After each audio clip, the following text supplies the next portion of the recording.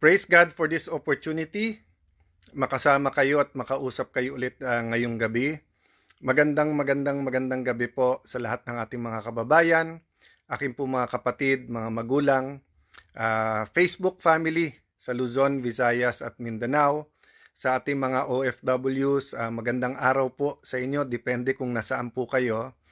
So, medyo tahimik yung weather ngayon sa Metro Manila, but the last few days ay grabe po ang baksak ng ulan, maraming nagsuffer ng ating mga kababayan, yung pong sunog at saka flooding, napakalaking perwisyo. Of course, first and foremost, yung physical safety, yung death, yung magkasakit po.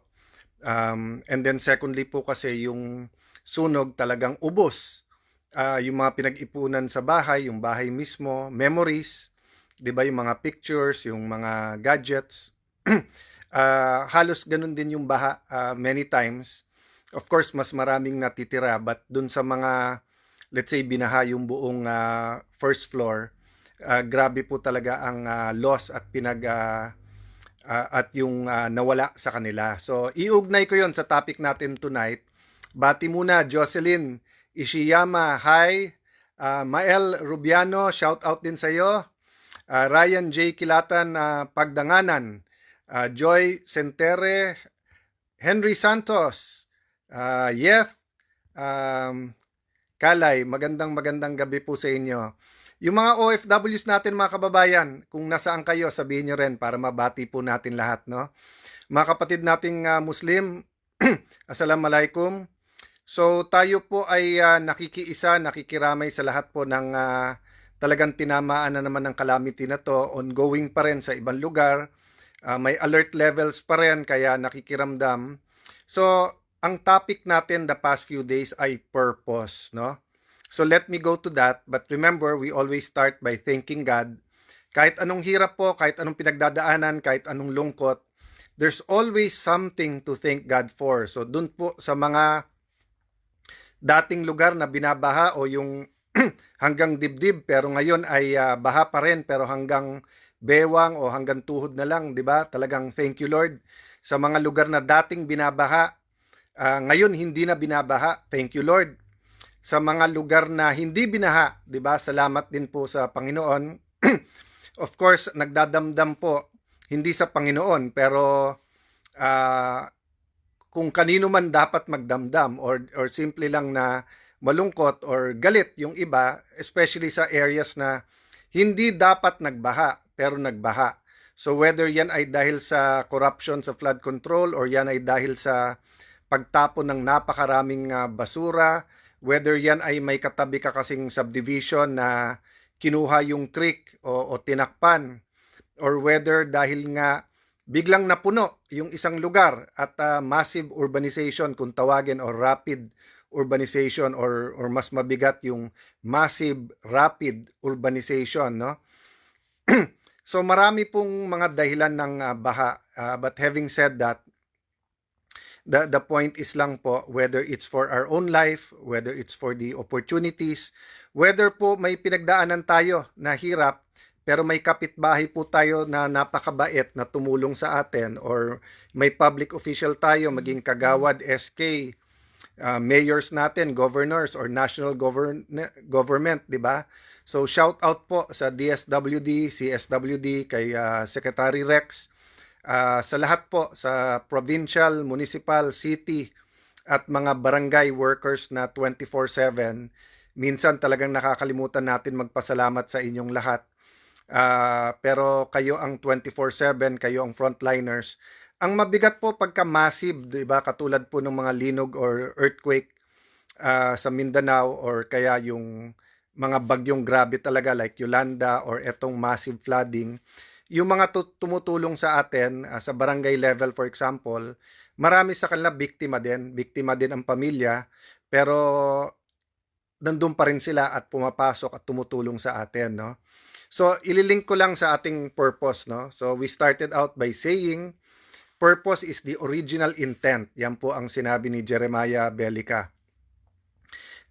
Si Pastor ni, kung tawagin, no? Ang sabi ko naman po, yan ay the why, no? Pag ginugol nyo, what is purpose, yun yung bakit or why, di ba? Tapos, binanggit po natin, galing to kay Dr. Miles Monroe, na yung purpose mo ay pwede kang bantayan, can guide you, can guard you.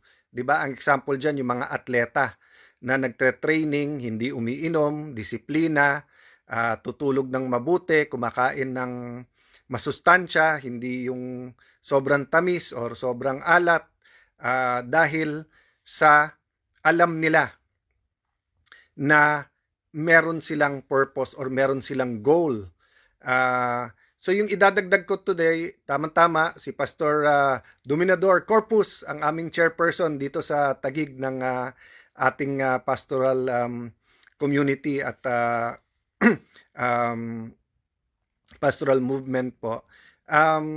Ang purpose po ng isang tao or purpose in general can also lead to knowledge, understanding, and wisdom. Wala po tayong duda, regardless kung ano ang ating religion, ang knowledge, understanding, wisdom ay galing sa Panginoon. Pero bakit ko po nasasabi na sa purpose? Norman Bacchus from Bulacan.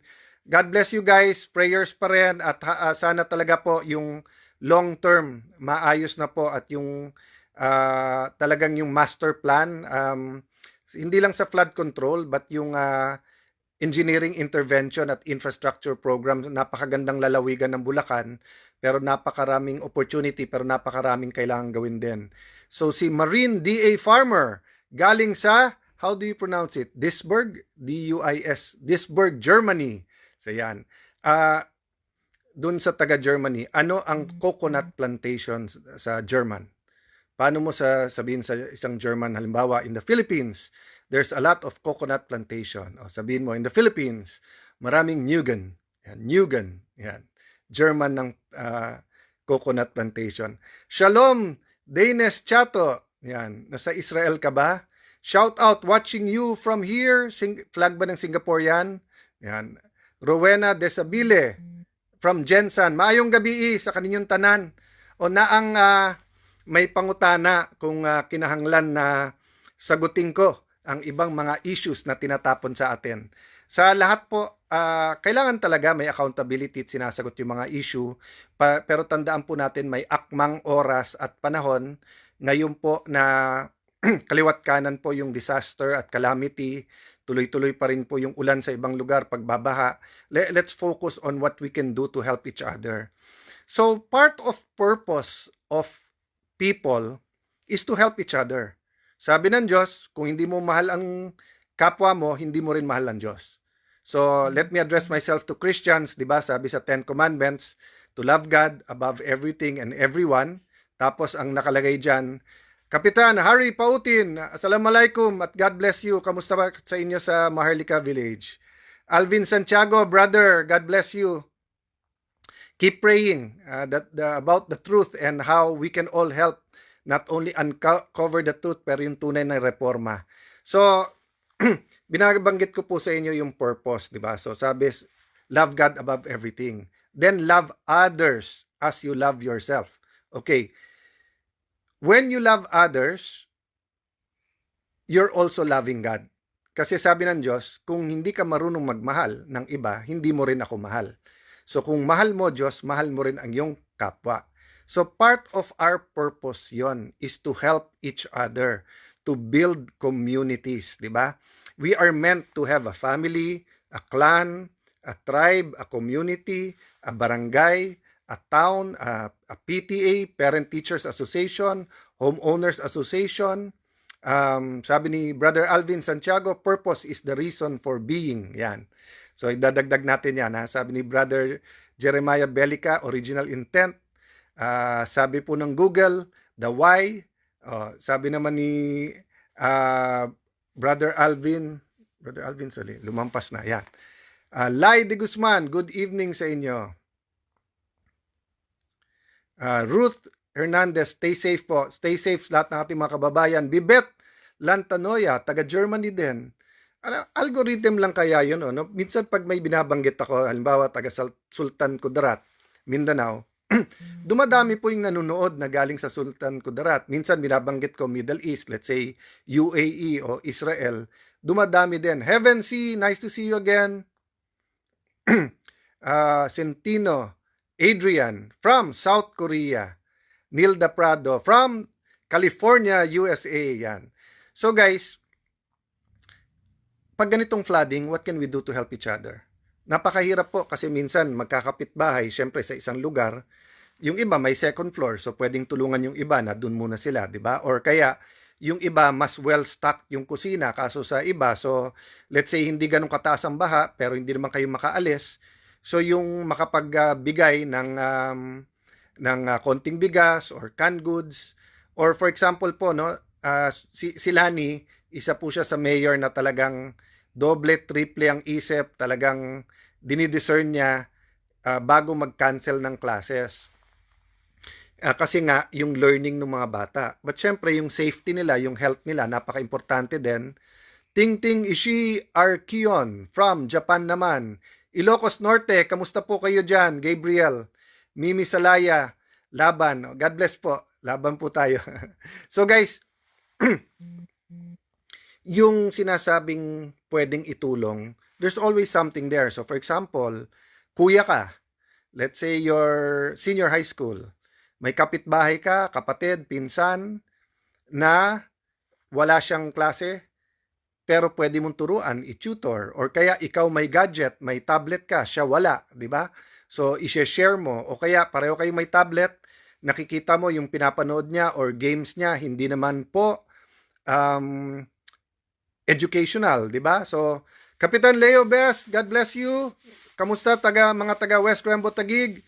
God bless you din, Konsehala IB, Dizon, nice seeing all of you kanina. Watching, si Greg Sabio from California din, God bless you too. Watching from Dubai, UAE, si Dalian Dizon, yan. So guys, dagdag sa ating purpose today is that purpose can give you knowledge, understanding, wisdom. Why? Because when you ask why, what's it for, nagkakaroon ka ng knowledge. And once you have knowledge, nagiging curious ka, tama ba gamit o hindi, you long for understanding. Siyempre, yung wisdom, isa pa yan. Alaykum salam from Holo, Sulu. Mga kababayan natin dyan, sorry po, ang bilis, hindi ko nabasa name mo.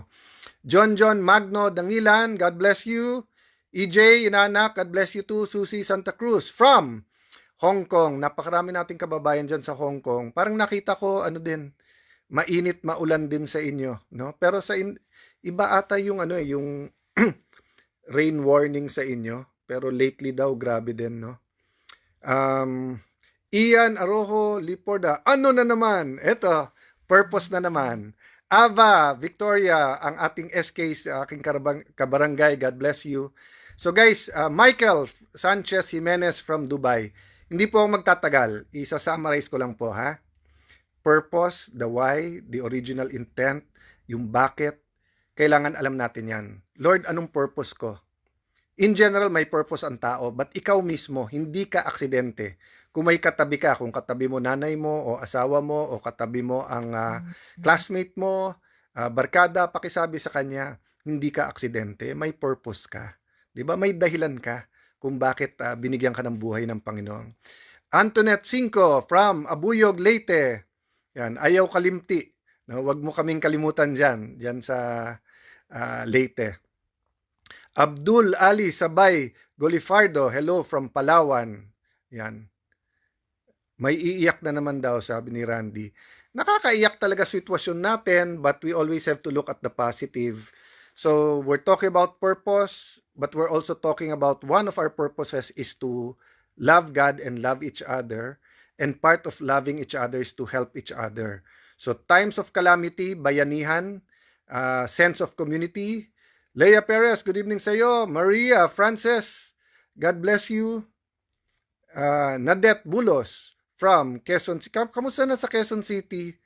Yung Quezon City po napakalaki. So, mas maraming baha for many reasons, including po yung rivers, dam, but also napakalaki compared sa ibang mga cities natin. Leneneth Rufino from South Korea. Daisy Daguhoy, good evening. watching from South Korea din. So guys, hindi ako magtatagal kasi medyo marami pang gagawin, magbabasa pa. Si Lani maaga matulog kasi 5 a.m. gising na yon. Romel Guevara, mabuhay sa inyong ministry na binigay ng Panginoon sa inyo dyan sa United Kingdom. God bless you. Hindi na ako mag-i-English. Watching from Israel, si GGC. So, shalom sa iyo. No? Good night, everyone. God bless. Pray for the country. Pray for the Senate. Pray for us. Tandaan nyo, with prayer, put a step to your faith. Any small thing na pwede natin gawin natin. Sabi ni Pastor ni Jeremiah Belica, God is a God of purpose and divine plan. He has a strategy. Ramel Garces, nakafollow ako sa wakas sa inyo, Sir Alan. Thank you po. Noki Daan sa Japan. Yan. God bless you. Good night, everyone.